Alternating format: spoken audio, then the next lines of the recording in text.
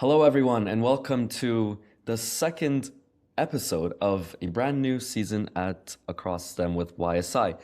In this season, once again, we'll be interviewing our brilliant speakers who presented at STEM Quest 3.0, the biggest program we've ever hosted alongside MedExplorer and STEM Up, which concludes this coming weekend, so stay tuned for that. I'm your host, Amir Ali, and today's episode explores what happens when the very exciting field of biotechnology and curiosity-driven research come together to create real-world impact in healthcare and beyond. Our guest today and the second guest of this new season is Yasmin Tarfi, who joined us as a speaker at STEMQuest 3.0. Yasmin presented about genomic representation in oncology, highlighting how the lack of diversity in genomic data impacts diagnosis accuracy, treatment efficacy, and health equity. A truly impactful session about one of the biggest health problems of the 21st century that you can watch by clicking the link in the description. So, who is Yasmin beyond her STEMQuest talk? And I'll give a brief introduction, but Yasmin herself, of course, will tell us more in this episode. So, Yasmin is a master's student currently in biotechnology and data science in Strasbourg, France, a beautiful city right on the border with Germany. And she has experience as a technology intern at Roche in Switzerland, which is one of the world's leading pharmaceutical and diagnostic companies, which are doing really fascinating research. And her work reflects a growing generation of scientists who are both fluent in biological systems and data analysis, and who see science not as isolated experiments, but as interconnected stories that are written in data. So, in today's episode, we'll talk about Yasmin's academic journey, her interests in genomics and data-driven biology, her experience navigating industry and research spaces, and what it means to be a young scientist working at the intersection of data, biology, and real world impact that goes way beyond labs and numbers, and all that she's doing right now in France, as well as at places like Roche in Switzerland. So, Yasmin, welcome to Across STEM with YSI. It's a big pleasure to have you here. How are you doing today? And a question I ask everyone, where are you joining us from? Thank you so much. Thank you so much for your introduction and your kind words. I'm joining you from Strasbourg, France, and I'm doing great. Thank you so much. Amazing.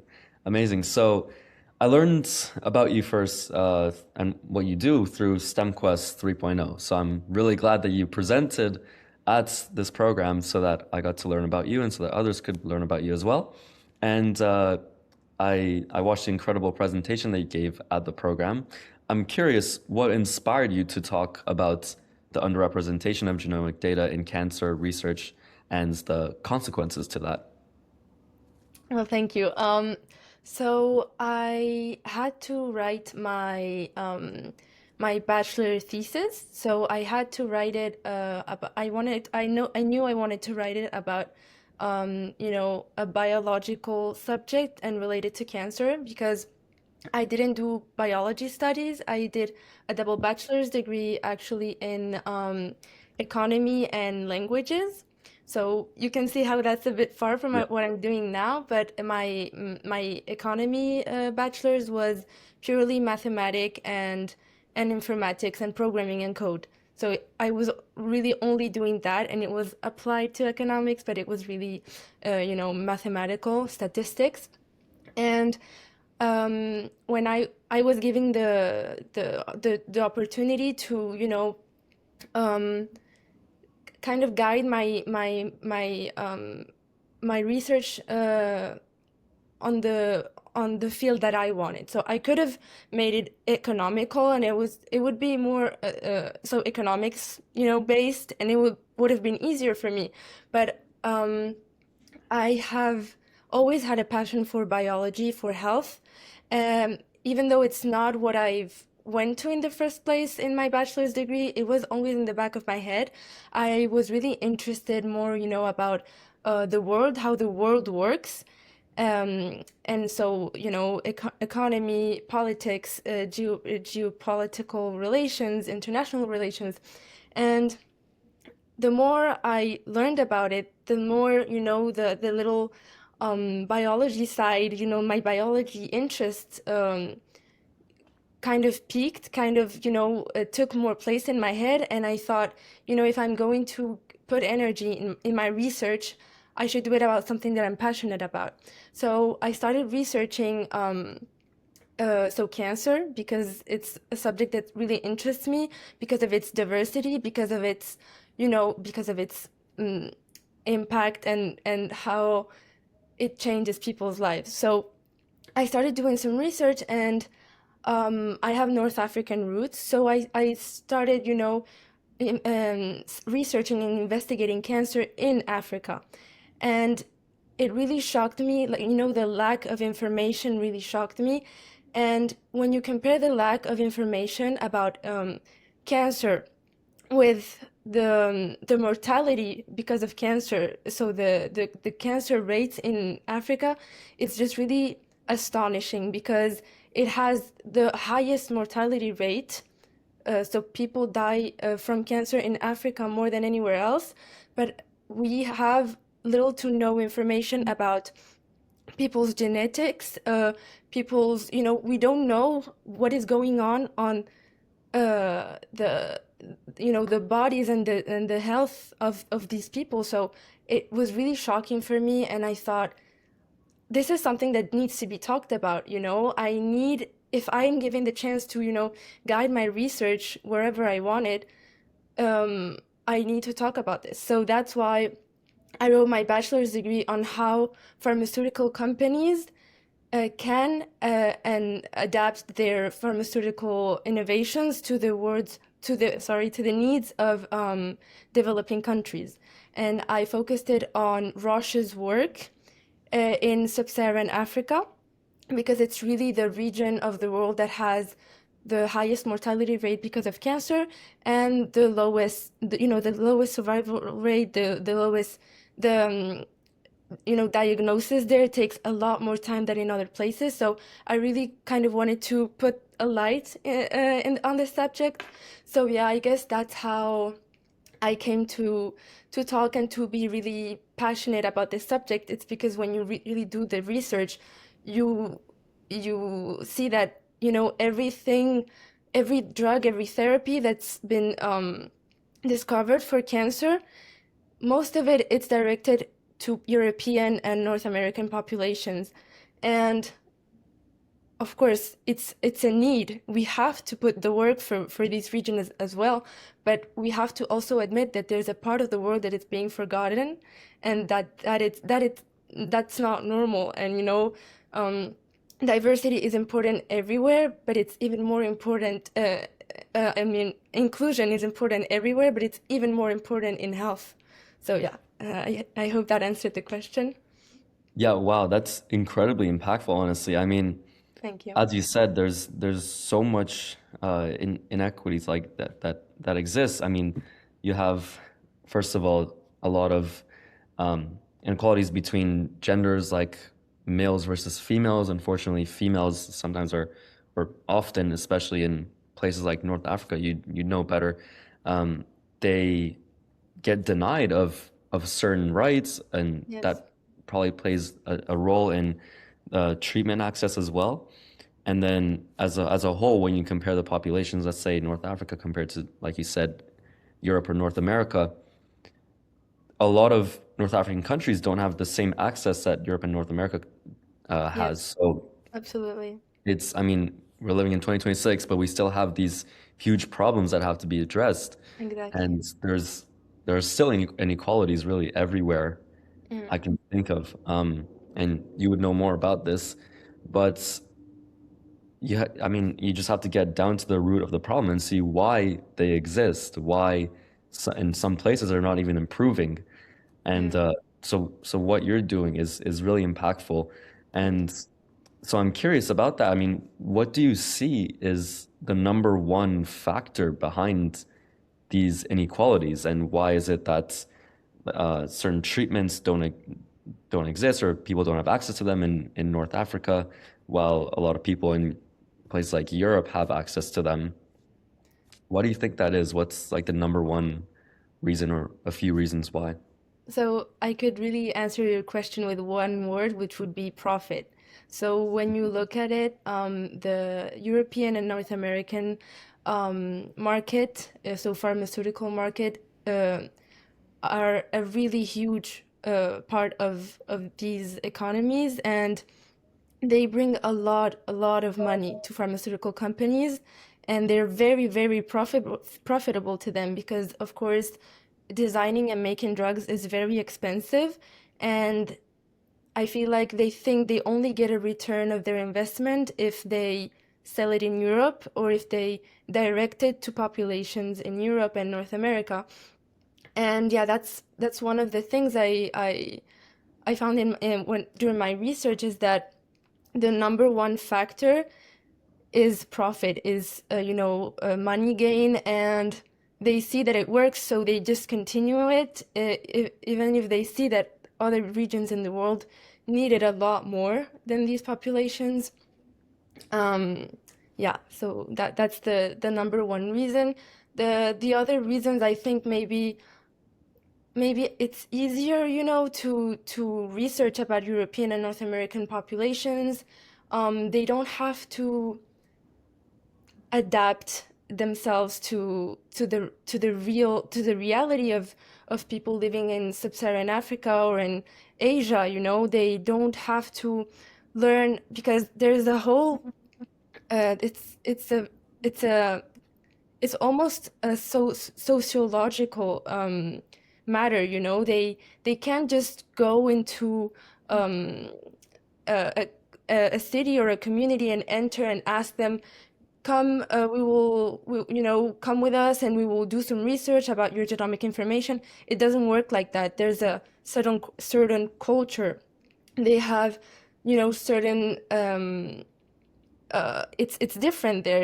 It's different in every place, and I think that the work that they have to do uh, makes them think that it's just not worth it to go until there and adapt themselves and try to bring the population to help them with the research, and to invest and to create new pipelines and new partnerships, new technologies to do this. So I think it's a matter of what's easy, what's been around for the longer time, so it's easier, and for profit also. Unfortunately, yeah, I mean, there's a lot of work to be done then.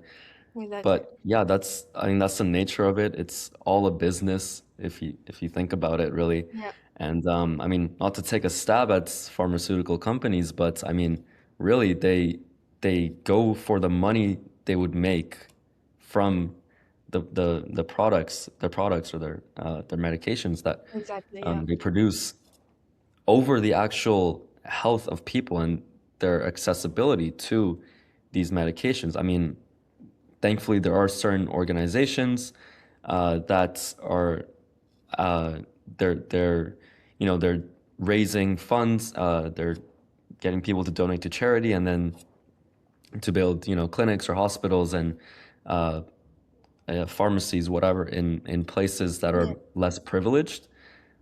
But I mean, there's so much that they can do. A lot of it comes down to what pharmaceutical companies do as well. And if they're treating it like a exactly. business, well, a lot of people who need the treatment and they deserve the treatment will not get it, unfortunately. Yeah, Exactly. Yeah. it's a, I think, dark reality of the world we live in. Hmm. Now, moving on, thank you so much, first of all, for sharing your Thank insights you. on that. Um, so you're studying biotechnology and data science, which is Mhm. a pretty interdisciplinary path. I'm curious, when someone asks you, so what exactly do you study? How do you usually explain it to them? What's like a one-liner you give? So that's a tricky question because, I never give the same answer, I feel like.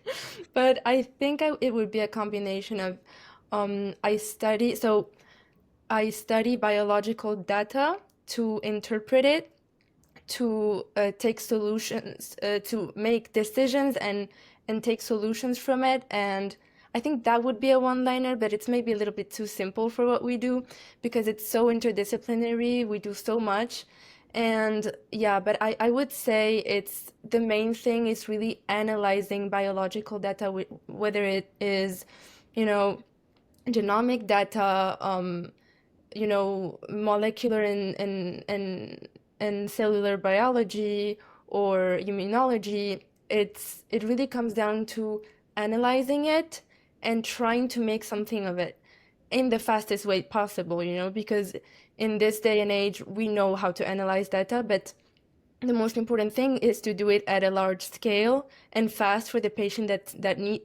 for the patients that need it. So yeah, I think that's the main objective of my studies, to develop pipelines of analysis of you know that give solutions, that give direct results and answers. That's a good one. That's a good one. Okay. Thank you. Interesting. Um, that's a pretty captivating description, I gotta say. Now, I want to see where your journey is headed, or where you think your journey is headed. So, you're currently pursuing a master's degree in Mhm. France, while already gaining industry experience along with it, which is really cool. What drew you to biotechnology, and when did data science become part of that journey as well? So as I've mentioned before, I don't really have a traditional path. And if I'm being honest, before it kind of bugged me because I thought, I didn't start like the beginning of my college career in biology, and that kind of bugged me when I saw others, being in this field from the beginning. But now I kind of see it as my strength. So, as I said before, I did a double bachelor's degree in economics and applied languages. So, I was in the languages faculty. And I studied English and German, and I was at the economics school, and I did both at the same time. So I had really double of what you do in one bachelor degree. Um, I went into economics because I really wanted to understand how the world worked. That was really interesting for me, how countries interact with each other, how, financial decisions have a big impact on people's lives, how politics shape the world that we live in. So I was really interested by that in high school. So I I told myself, why not do, a double bachelor's degree that kind of mixes my appreciation for culture and languages and my need to understand how the world works. Um, when I went into it, I realized that it was a lot more economics, statistics, and programming that I thought it would be. So it was very theoretical, and we didn't apply much of what we learned. But it wasn't really something bad for me because I realized that I really liked what I was doing because I was using mathematical tools and algorithms to get solutions. So I would create things that would give me direct answers. And I found that that was really fascinating. But I also knew that for me, I didn't want to do that without any real world application. So I really wanted to apply it to something. Not that there's nothing wrong by doing only informatics because it's really a passionating field. But as I said, my interest for biology kept growing, and I wanted to know more about it. And I followed online courses, and I did a lot of research. So I told myself, I really want to go into this. And at the beginning was difficult because, I was in economics and languages, and that doesn't really have a lot to do with biology. But, I tried to put in the work. I worked really hard to get an internship at Roche, and that opened a lot of doors for me because, as we all know, it's one of the biggest leading biotechnology companies in the world, and honestly was the best experience in my professional and academic career. It was so great. And when I when I did my internship at Roche, it really made me realize that I wanted to be part of something that had an impact on people. I wanted to help people. Before I wanted to understand the world to help people, and now I wanted to understand how we people work. So I kind of did it a little shift in there. And so yeah, I worked in the technology department, and it was so great. I also had a mentor in because there was a mentorship program in Roche, and I seeked a bioinformatics scientist, and she became my mentor, and she really helped me navigate all of these doubts and all of these ideas I was getting in my head. She helped me chose my master's degree, and I will always be grateful to her for that. And yeah, I think that it was really a combination of a lot of things that made me, go into this field. It was, first of all, understanding that I loved mathematics and coding because it gave me real solutions to things. And then understanding once again that I wanted to apply it to biology. And so, yeah, I think that that's how I ended up here. And I'm really grateful and really happy. And I wouldn't change it. I wouldn't change how I got here. I wanted to. A lot of times I always thought, why didn't I just start with a biology degree like everyone else?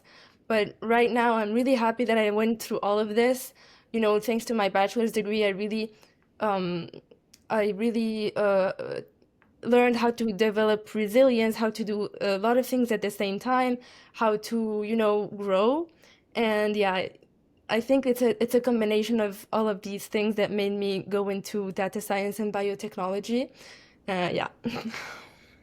Wow, what a journey. I mean, it's fascinating that you're so passionate about biology, even though that's not what you were pursuing at first, and Mhm. that your hunger for learning more and to understand the world better through biology, it's really Mhm. inspiring. Thank you. And then you have the industry experience at Roche. Like it's truly incredible, especially at such a big global pharmaceutical company. I learned more about Roche as well through my research lab. We do a lot of work with them. And Hmm. so you can just see the extent. I mean, I'm all the way Yeah, here in Western North America, and the extent that to which Roche has collaborations and an impact in different parts of the exactly. world is Yeah. incredible. So yeah, honestly, it's really it inspires me to see how someone can become so passionate about a subject and to go so deep into it, to try to learn it both theoretically, and you said how it was so fascinating to you, biology as a whole, and then trying to get that practical experience as well at the same time in Mhm. industry. I think it's a great multifaceted way of learning that just makes you more skilled, knowledgeable, and capable of doing amazing, innovative things overall. Yeah. So it's a very inspiring journey, and I Thank you hope so to see much. you. I'm excited to see where you're going to go from here, and I hope to That's see you, so nice. Thank you. yeah, maybe leading Roche in the future or another big company like that. That'd Mhm. be pretty cool, and you definitely have what it takes to do that. So, That's so nice of you. Thank you so much. yeah, of course.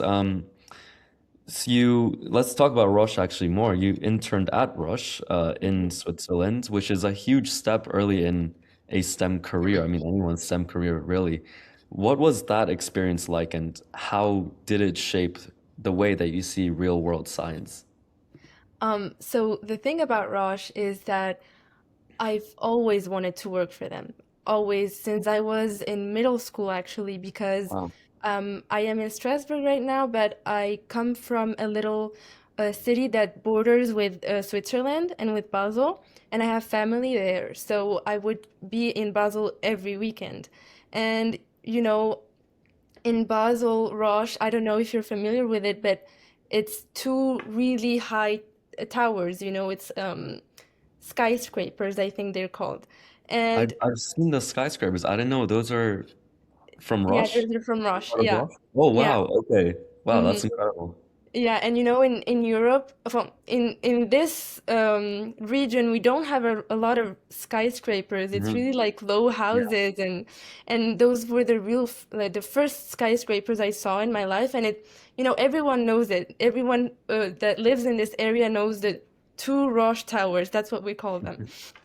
So every time I would pass next to the towers, once I just went in Google and looked it up, and I just discovered this world of science and health and inclusion and it's more than a company. It's really, I think it's so much bigger than a company, and I really felt it when I worked there.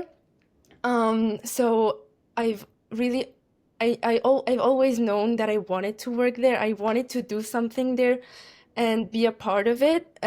Because, even when I still thought I wanted to do finance or, when I wasn't still in STEM, um, I knew that I wanted to help, this company grow or give my piece to the, in French we have a saying, it's like give my piece to the building, help in something in any way, um, because when you discover all of they do, and that's what I've talked about in my research too, when I was saying that companies only look for profit.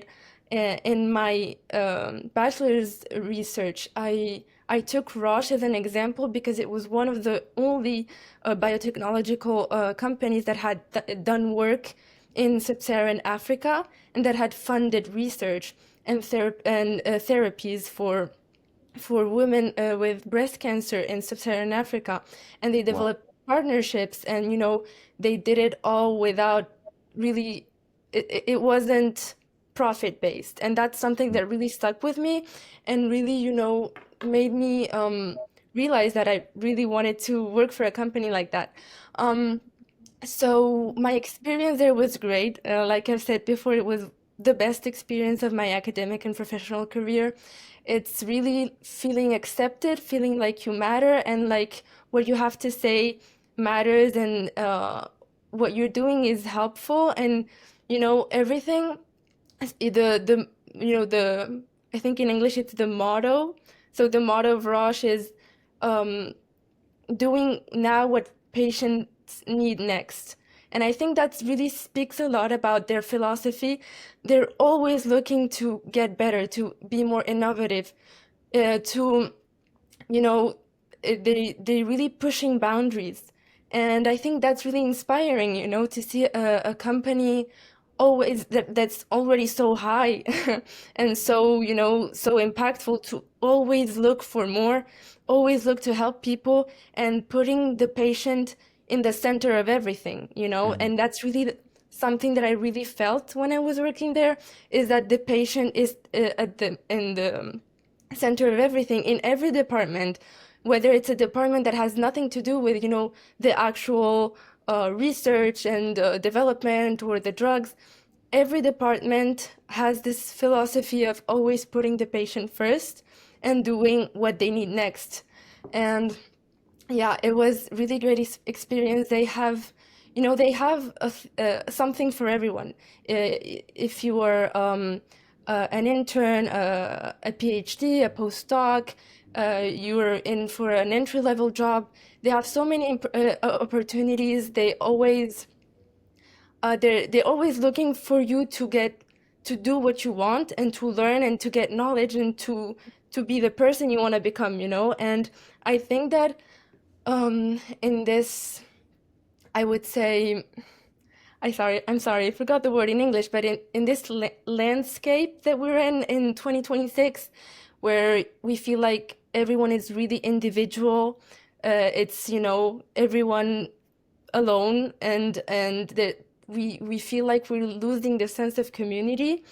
I think Roche really gave me back that sense of community, that sense of feeling like I belonged, and I helped, and what I did mattered.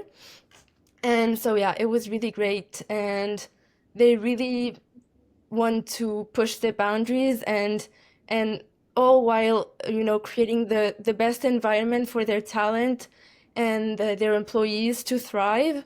because I think that they've understood that the way you treat your employees will reflect on the work that they do, and that's something that's really in their philosophy. They really put employees first, and they think about their well-being and their future and their development. And I think that when you work there, you just feel seen, and you just want to do everything you can to help this company move forward. So yeah, um, if I had to say it in one sentence, I think it was really feeling like you are part of something impactful. Wow. Honestly, more companies need to be Yes, like Rush. I think so too. Yeah, I mean, I got to learn about Rush, but now that you're saying this, I got to learn more about it, and I honestly love it more because that's what a pharmaceutical company like Rush should do. I mean, they shouldn't just strive for the profits and, oh, this place will give me more profits than that place. They should actually make a real world impact where people can actually have equitable access to what they need for, Exactly. their disease or whatever it is.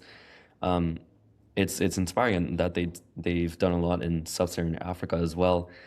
Really, more companies need to follow what Rush is doing, and Rush Yes, I really is a think so role too. model in that sense. And it's really cool that you got to intern there, and that you said, the first time you entered that building, you were so like inspired, and Yeah, then later on, you were working at Rush for a while. So it's a really inspiring story, and to thank you. work at such an impactful global pharmaceutical company, it's really tremendous. So It is. Yeah. yeah, you're making me want to go and apply right now as an intern at Yes, please Rush. go.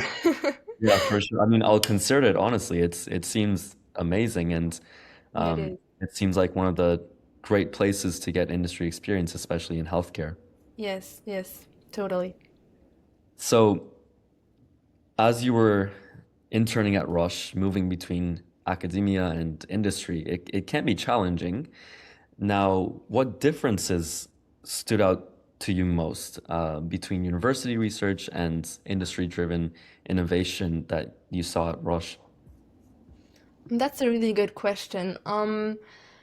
I think that university research, as much as it's something that interests you and it's something that you want to know about and you want to learn, I think that there's always a bit of stress that comes with it. You're Definitely. always, there's always that little voice in your head, that's stressing you out, that's telling you have to do it quick, that it's okay if you didn't fully understand this, you have to do it now, so you're finished, and deadlines and all of that stuff. And Yeah. even though I love doing research, in university, um, because I'm given, the liberty to choose my subjects and to research things that I'm really passionate about. Um, I think it's a bit of the feeling of, you're still at school, and you have to, even if you want to do the research, you still have to do it as well. So, there's kind of an obligation there. And I think that sometimes that can interfere with our performances, and how we enjoy the work that we do. And I have to say that I've enjoyed a lot more my work when I was interning, even though, sometimes I would do small tasks or I would just help. I think it was really, and something that's kind of in contrast with university research, and something that's really important to me, as I've mentioned a lot of times, is that I saw a result in what I was doing. And I've told you that I went into algorithms and data science because I like seeing results. I like doing something and seeing it works and seeing it's useful. And I Mhm. think with research, sometimes you can get a bit stressed because you don't know where you're going, and you don't know how what you're saying has an impact. Whereas when I was interning, I saw how, my input could help, could, shape, something I would be given responsibilities and really be trusted with them, and I felt really useful. So I Right. think that that's some of the contrasts that there are. Of course, I don't think that there's anything we can do with the feelings that we get from school because that's just the way it is. Maybe Mhm. just, relax, calm down, and tell ourselves that we're gonna get there and we're going to get the degree and we're going to go through it.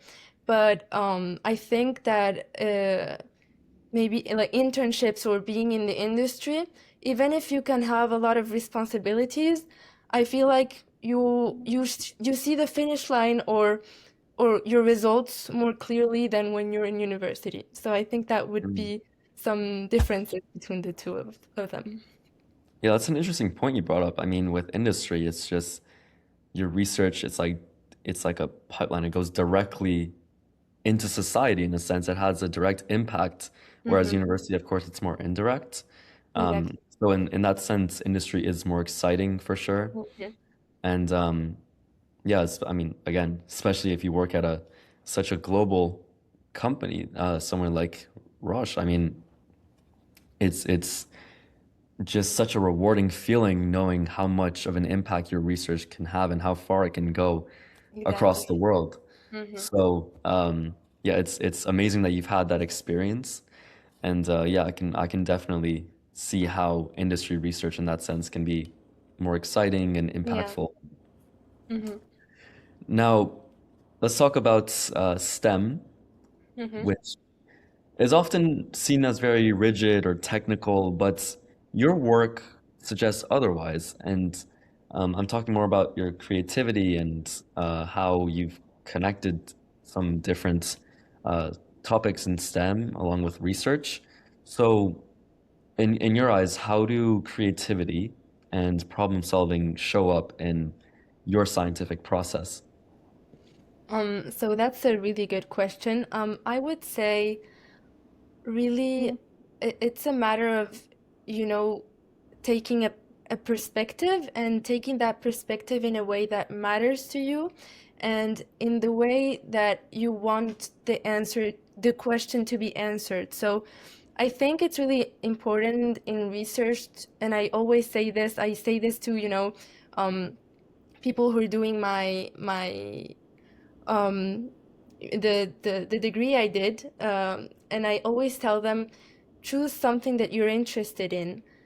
Do not choose something, the subject of your research to be something you think that is gonna open doors or whatnot. You have to base your research in something that you're truly passionate about discovering and about learning. So I think that's the key of it. It's the kind of the dual approach of knowledge and creativity. So I think creativity comes with knowledge, but only when you're seeking that knowledge in a way that's important to you and in a way that really resonates with you.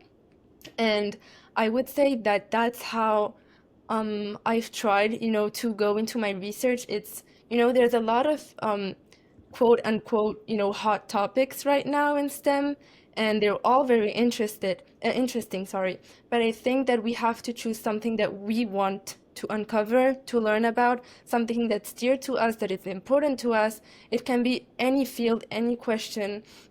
It just needs to be something that you want to know about. And, you know, uh, STEM students are always passionate students that want to learn and want to know. I think all of, Hmm. STEM students really, really want to know the hows and yeah, the hows of things. And and I think that creativity comes from doing something that is important to you, that it's dear to you, and that you're passionate about and you want to learn about. So I think that that would be my sorry, my answer, and that's what I tell people when they ask me is, don't do something, don't go into a research project thinking that that's what you have to do, that's what everyone's talking about, so that's what you should talk about too. I think it should be something that you want to talk about, and especially that you want to know about, because research is really hard. And if you don't have the motivation to know about it, if you are not really interested in what you're researching, I think that's when it becomes hard, and that's where we lose creativity because we don't even know how to approach the subject, and we don't know what we want to know. So I think that would be my answer. Yeah. Yes, certainly. I mean, if you don't have a passion for what you're researching, to learn more about it, to discover something new or to innovate, I mean, it just becomes a chore, really. Exactly. Yeah. So you're gonna have to love what you're researching about, otherwise it's not, I guess, for you. Maybe you're not passionate about it, and there's probably something else that you'd be more interested in researching. So Exactly. Yeah. yeah, that's a very important point that you need to be Mhm. passionate about it deep down, and you should have that drive to learn more about what you're researching. Exactly. Yeah. So being a young woman in highly technical STEM fields can come with challenges. Um, and what has helped you build confidence in spaces that can sometimes feel intimidating in some ways? Um, how have you felt in terms of that? And I mean, I don't know what the environment is like in France Mhm. or North Africa in terms of that, but there are still certain inequalities again that exist that can really affect that in some ways. So, what are your thoughts about this? So yes, totally. And I think that um, uh, the informatics, um, space, and the data science space, it has become more diverse, but I think it's still very male. I'm sorry, I don't have the word. Uh, Male so it's dominated, something. There's exactly more male. just that, yeah. So it's more male dominated, and I think sometimes, it can be a bit intimidating. You can second guess for yourself for no reason. You can tell yourself that maybe you don't have what it takes, and I think that what has really helped me is just, it's easier said than done, but it's just really like positive, even if I think that I don't have what it takes, if I'm get second guessing myself, I'll just switch to a positive environment, to my happy place in my head where I'm imagining myself being a big scientist and discovering things and doing what I love. And then I tell myself, even if I don't have what it takes now I will. I'm not here. I'm not here because it's something that came out of nowhere. I've worked my way to get where I am. I know that I know things, that I know how to, fight for what I want. And I think it's just really positive thinking, and kind of forcing yourself to tell your brain that that's just, the little voice in our heads, that it's always kind of there, and to see everything that we've done, how far we've come from, and just, I think it's never losing track of what we want at the end, because even if you're, the person in the room that knows the least about the subject, that doesn't change anything. Nothing is done. You still have time. You always have time. You always, have the drive. If you have the drive to succeed in that, you will. And I think that that's what helps me. And to be honest, I've never really come across any situation where I was being undermined, or being looked down at. But I think it all comes from our heads, and from our self-esteem, and our the little voice in our heads.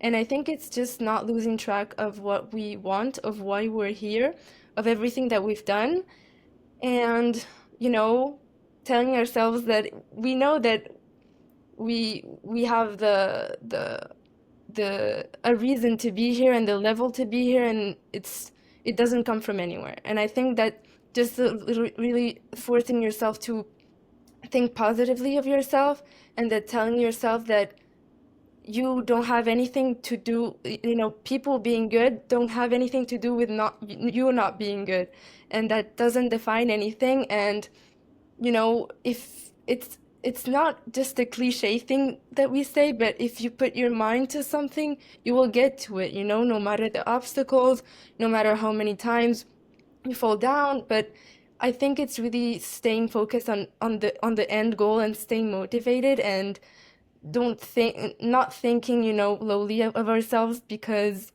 we're all where we are because of our hard work and our motivation and our discipline. And I think that, yeah, just forcing myself to think positively of myself and not see others as, competition, but a community. People are really way nicer than we think they're gonna be. And yeah, I think that would be my go-to. Words to live by. Yeah. Whoever's watching this, please take notes. Honestly, I mean, yeah, that's and I love the thing you brought up about having a positive space in your head where you imagine yourself as a scientist, and that kind of helps you. It first reassures you and helps you stick to your goal. And it also can clear any kind of second doubts that you'd have about something. Mhm. So, yeah, I take these as lessons, honestly. And yeah, I'm people, a glad. lot of people, like they're nicer than you might think. So really, there's nothing to be afraid about.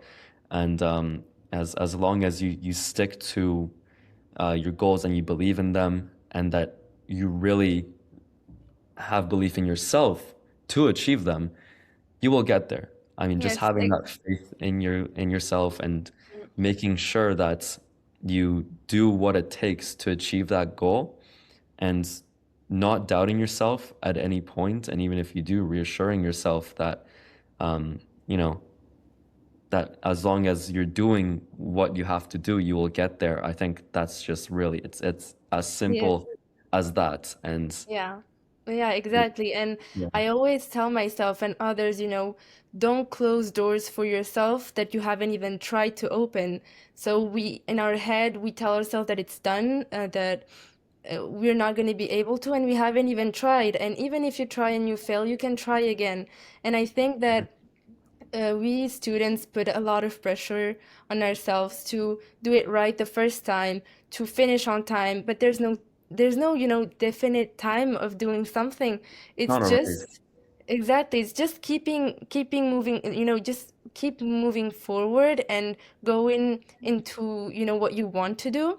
Hmm. And also, um, I've often been the only woman in the room. Sometimes we know, in doing projects or seminars, and people are really nice and welcoming, and it's a community that wants to help each other and help each other thrive. And I think that it's just positive thinking all around about ourselves and about people too. And yeah, so yeah, I agree with everything you said as well. No, absolutely. I mean, it's really just as simple as that. And I'm glad that you're providing this advice as someone who already has quite a lot of experience in academia and industry and is going for big things. So thank you for that, Yasmin. Thank Now, you. to finish off, I have one more question, and this ties back to one of the values of Across Them with YSI, which is the diversity of our guests, and it kind of reflects the diversity of Youth STEM Initiative itself, a very global community.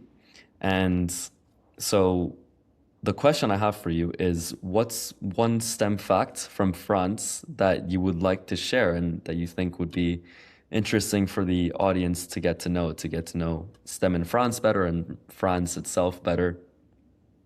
Um, so that's a good question. I think I have to think a bit about that one. No worries, yeah, that's fine.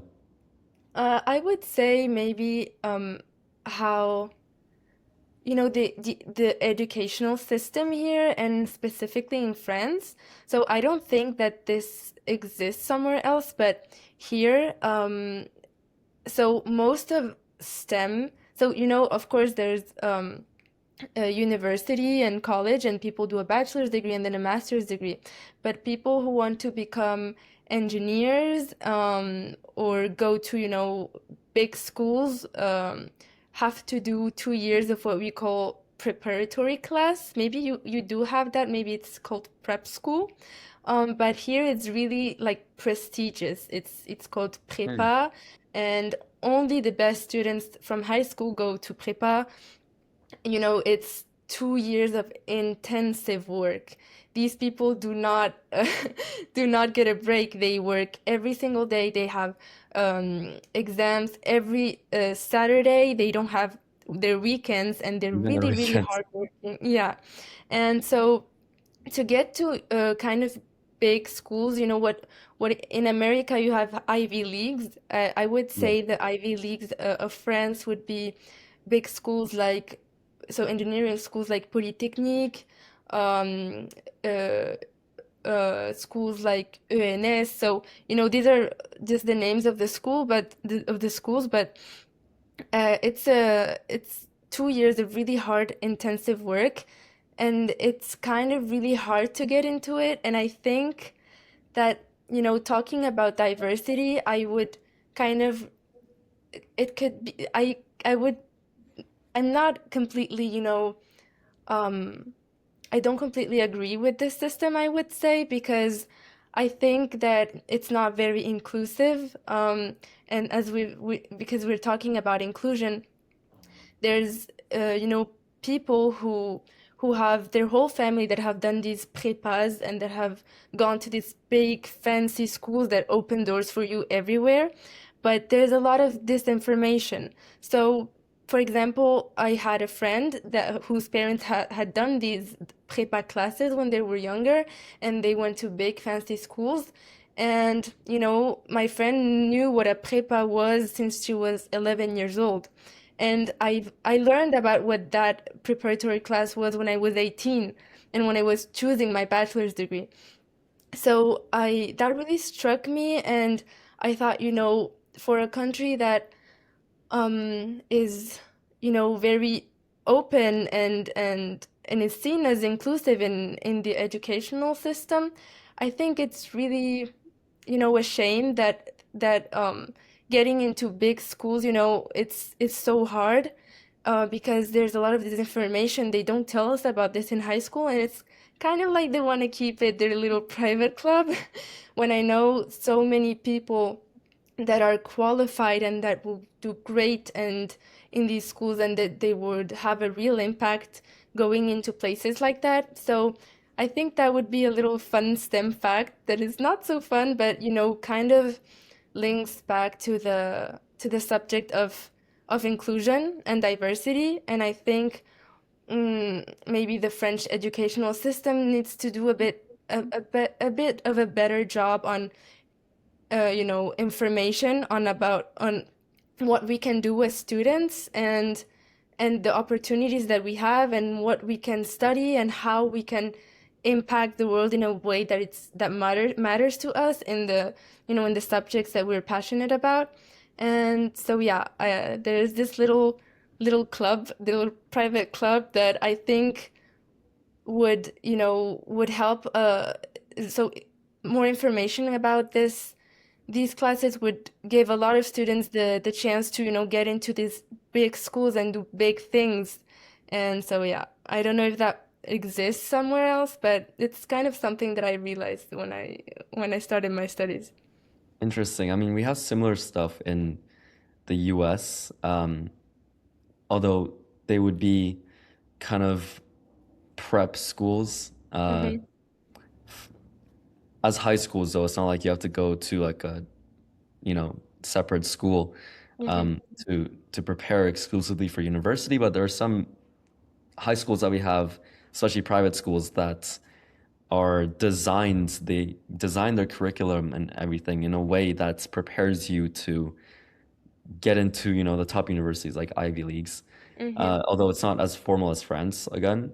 So Mm-hmm. it's, yeah, it's interesting to learn about that. I mean, it's just so cool to see how educational systems around the world differ and the Yeah. similarities and differences between them, Mm-hmm. and how they evaluate students, and how universities evaluate students and pick who they want Yeah. at the university, which I think I'm not a fan of it, to be honest. Like, there's Yeah. so much if you're just judging off of numbers and grades and I don't know the number of clubs you're a part of. I'm not a fan of that Exactly. at all, to be honest. They don't Mhm. see deep down even things like I don't know if do you have good manners, something as Yeah, simple as that. You could be, exactly. you know, a great student, you could be very academic, but if you don't have good manners, I don't think any university would want to, but then they don't Exactly. evaluate stuff like They that. don't see it. Um, they Exactly. don't see it exactly. So they don't really see who you are as a person and even stuff like your creativity, whatever it is. So they really judge based off numbers. Hmm. That's a parallel I see in a lot of places of the world, especially in a lot of parts of the Middle East where I come from originally. And people there, I mean, they just purely focus on those numbers, on those grades, you know, Hmm. nothing else at all. You could Yeah. have, you could be a musician, a professional athlete, whatever it is. They won't judge you on anything else. So it's even worse there, in the Middle East. So Yeah, yeah, that's a shame because I know so many students that are that don't have the best results on paper because they have sometimes it happens you're doing the exam, something is you forget or you get stressed or something happened in your personal life, and it just doesn't showcase the person you are and what you can do in this world and the impact you can have and the motivation you have to change things and to to drive research forward and to do something that holds meaning. And that's something that, as you said, you can't see in numbers. Numbers do not tell you what who a person is and what this person wants to do in life. And I think it's a shame, and I really hope that in the future generations this will change, and we will give more value to people and to what they want to do and their motivation and their aspirations. And yeah, so I totally agree with you. no, hopefully that changes for sure. Otherwise, a lot of a lot of the um, a lot of people, a lot of students, they go, they don't realize their full potential because others Exactly. didn't see it in them. I That's what I'm trying to say. I don't know if there's a better way to put it, but really, No, yeah, yeah. that's it comes down to that. I mean, wasted potential, I think is just it's really a problem. Yeah, And exactly. if you're just judging someone based on a simple set of numbers or I don't know how many certificates, licenses, whatever they have, degrees, I don't think it should be like that. And I mean, I've been seeing it change in a lot of places in the world, so hopefully, uh, you will see we'll see a lot less of that in the near Yeah, future. hopefully, yes. Yeah. All right. Well, it's been, wow, an absolute pleasure to have you on Across Sun with YSI, Yasmin. I learned so much Thank you more so about you, much. and honestly, you're a lot more inspiring, even than what it says on your LinkedIn, which I was reading about. So you've done a lot, but even learning more about you as a person, it's been amazing. And um, from what I've heard from you and your journey so far, and your drive to learn and to innovate and research and everything, I can see you becoming really a leader, a great leader and innovator in the future. Um, Thank you so much. yeah, I mean, That's thank you for being on the podcast and to speak more about your experience and all that you've done. thank Yeah, you. so that brings us to the end of today's episode of Across Sun with YSI and the second episode of our new season and of 2026. A huge thank you to you, Yasmin, again for joining us and sharing about your amazing journey so far from studying biotechnology and data science and even going into, studying biology and changing your degree and everything. I mean, that part of it itself is very fascinating.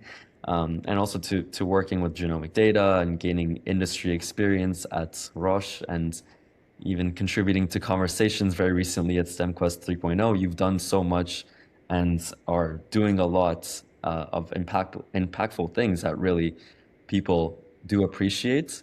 And I'm excited to see where you go from here. So, what really stands out to me is how you represent the future of STEM. It's interdisciplinary, it's data driven, it is thoughtful and impactful. You know, addressing the world's most vulnerable populations. If we're talking about how people with certain diseases don't have access to the treatments that they deserve to have access to, you're really helping change that, which I think is one of the biggest problems in healthcare and in among global issues. And you're one of the people from a young age who, through Roche and all that you're striving for, you're really trying to change that. So thank you for doing that. And your story really reminds us that science isn't just, you know, about experiments or algorithms or numbers. It's about asking better questions and using the right tools to answer them, and to use those tools and those answers that you get from the questions to really make a real world impact. So um, Yeah. it's really incredible to learn about all that you're doing. Now, Yasmin, before we wrap up, is there anything else you'd like to leave our audience with? Maybe a message for students who are still figuring out where they fit in STEM or what to do, you know, when there's cool opportunities around. Well, before giving my message to students, I really, really wanted to thank you for all you do along with your associates for the STEM community. Really, I was so happy to discover, you know, this initiative and this community, and how you do everything possible to include STEM students in and feel and make them feel like they're part of something, like they have value, and like, and you know, I really think that the Youth STEM initiative really makes us feel like we are the future of STEM, you know? You the work that you do is incredible. It's inspiring, and it has inspired me to do better, you know? And you know, I'm telling myself we are the future of STEM, you know? We are the next generation, and and you know, knowing that just motivates me even more in my research and what is important to me. And I just really wanted to take a moment and thank you for all the incredible work you do, for all of the time I'm sure you put into it, and for, you know, how it has personally for how it has personally made me feel. And I'm sure all of the people that have joined this initiative feel, you know, we feel like we're part of something. And I think that that's something that is very important in 2026, you know, to feel like you're a part of something greater and you're doing something to help, uh, you know, innovation go forward. And yeah, so thank you so, so much for all of the work you've done and that you do, and for inviting me to STEM Quest and to this podcast. It has really, really been an honor, and I really look forward to working with you in the future again. So I just wanted to take a moment to say that. And for the students that are listening to us, I would really tell them to, you know, I know it's really cliche when you hear it, but just don't give up, because there's something greater for you at the finish line. There's always something for everyone, and especially for people who are motivated, and for people who have a clear goal in their head. So even if you don't know exactly what you want to do, the fact that you're interested in a subject, and so in this case, in a STEM subject, means that you belong here, means that you're going to do something for this community, and that you're going to drive innovation forward, and that you're going to help one way or another. Because one thing that it's great about STEM, and that I've realized when I, you know, I joined kind of this community, is that what we do has value and has impact, and what we do helps. And I think that's something that we shouldn't forget when times get hard, when we feel like we're not understanding or that we don't belong. What you do has impact. What you will do will have impact, and you know, I think just it's a matter of not stressing yourself with imaginary timelines or comparisons, and not closing doors that we haven't even tried to open, and even doors that have closed, because when the door closes, you go through the window, and if you don't go through the window, you go to another place. So there's always hope, and there's always a finish line, and don't forget why you're doing what you're doing. And yeah, so I think that would be my message. And also, as you've said, STEM is not, one direct line, it's interdisciplinary. It's, STEM, you can um make impactful you can have an impact in STEM even if you come from other places. If you're motivated, if you're interested, if you really want to be part of it, you will. And just not stop yourself before trying. So yeah, I think that's what I would say. Definitely. I mean, you could not have said that better. And thank you so much for all the kind words that you said about Youth STEM Initiative and its impact. And I think, I mean, again, from someone like you with a lot of experience in academia and industry, it's really valuable hearing this advice.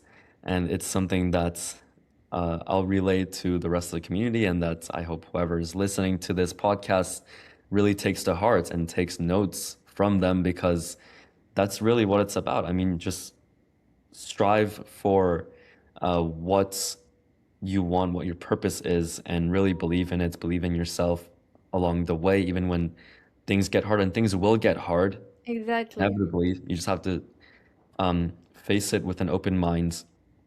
You have to never lose faith in yourself and Exactly. understand that trying and failing is always, always better than not trying at all. You know, Exactly. And you it's miss part of the process too. exactly. Yeah. I mean, you miss 100% of the shots you don't take. So really Exactly. believe in that. As much as it's cliche, just fully believe in it and Hmm. take it to heart, because you have nothing to lose, especially as young people, young STEM enthusiasts. You have absolutely nothing to lose. You can take risks, you can fail over and over again, but as long as you're able to follow what you want to follow, to go after what you want without being afraid of anything, with by being courageous and by trying over and over again until you succeed, no matter how many times you fail, and from learning from mistakes, there's nothing more valuable than that. You know, Exactly. failure is essential. It's Exactly. not the end of the road in any way. So really Exactly. Yes. take that to And heart. yeah, also when you see people succeed, it's very cliche once again, but you don't see all of the times that they failed. And they have failed because everyone fails. We're humans. We can't always get it right. So, I think in STEM we also have kind of a tendency to compare ourselves to other people, and thinking, it comes so easy for them, so maybe this is not for me, but that's not true. These people have failed, and what they have done to succeed is take these failures and learn from them, and not let them stop them. If they're where they've gotten, is that they've not let the failures stop them. So you should do the same thing. Absolutely, absolutely, yeah. And no one is born to, to study STEM or to become very, really successful in STEM. It's just it's something that no matter what STEM field you go into, there's a set of complex things you have to learn, and that there's a set of skills that you have to develop, whether it's in doing research or when you go into the industry. It's just something that has to be done, and no one's born with an inherent advantage of just, I don't know, Exactly. understanding STEM better, or they just somehow know about the entire universe.